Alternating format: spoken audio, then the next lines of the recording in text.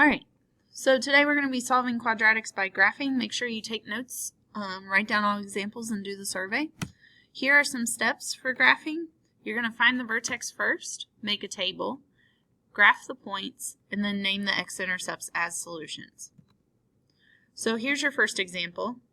Remember, for a quadratic, your a value is always next to x squared, your b value is always next to the x, and your c value is always the constant off by itself. So when I find the vertex, I'm going to use vertex formula, which is x equals opposite of b divided by 2a. So when I plug in the opposite of b, my b value is negative 16, the opposite is positive 16, and then I'm going to divide that by 2 times 2, because my a value is 2. So when I simplify that, I get 16 divided by 4, which is then just 4. Now I'm going to make a table. I'm going to put that x value right in the middle of my table, the vertex x value. So that 4 goes in the middle of my table. Then I'm going to count up 1 as I go down the table. So 4, 5, 6. And then as I go up the table, I'm going to take away 1. So 3, 2. And then to get my y values, I have to plug back into my original problem. So this y equals 2x squared minus 16x plus 30. I'm going to plug all my x values in there. I'm going to start by just using the x value of the vertex, so that 4. And once I replace the the x with the 4, all I want you to do is please type that into your calculator and out will plop an answer. That is the answer we want. We don't want you to evaluate these on your own because often you will make mistakes. So please just type that entire thing into your calculator and you'll get negative 2. Then we're going to do that for the 3 as well. So I'm working up my table. So I did it for 4, 3. Again, put all of that into your calculator and out will come 0. And then you're going to do it again for the 2. And again, just type it into your calculator and out comes 6. Now the beauty of a parabola is it's symmetrical. So the values that I got going up the table will be mirror images of the values going down the table. So I'm going to put the 4, negative 2 in, the 0 goes next to the 3, and the 6 goes next to the 2. Now I'm going to reflect that over my vertex, and so I'll have a 0 next to the 5 and a 6 next to the 6. Now we're going to graph our points. So I'm going to graph the point 2, 6, then 3, 0, 4, negative 2, 5, 0, and 6, 6. Connect my points and put arrows on the end to get my parabola. And now I need to name my solutions. My solutions are where my x-intercepts are. So I have a solution at 3, 0 and another solution at 5, 0. Here's your next example. Y equals negative x squared minus 2x plus 3.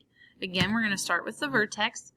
Make sure you plug in the opposite of b over 2a. So the opposite of negative 2 is positive 2 divided by 2 times negative 1. Simplify that to 2 divided by negative 2, which is just negative 1. Again, you're going to make your table by plugging that x value into the middle of your table. Add 1 to go down the table, so negative 1, 0, 1. Subtract 1 to go up the table, negative 1, negative 2, negative 3. And then you're going to find your y values by plugging into the original problem. So we're going to start by plugging in that negative 1 for every single x. Don't forget you had a negative out in front here. Again, type that straight into your calculator. Please do not try to evaluate it. Type it straight into your calculator and you should get 4. Do the same thing for the negative 2 and you'll get 3. And do it for the negative 3 and you get 0. Now we're going to put those values into our table. So next to the negative 1 would go the 4. Next to the negative 2 is the 3. And next to the negative 3 is 0. Reflect that over your vertex. So next to 0 is 3 and then 0. Plot those points, negative 3, 0, negative 2, 3, negative 1, 4, 0, 3, and 1, 0. Connect your points, add arrows to make a parabola.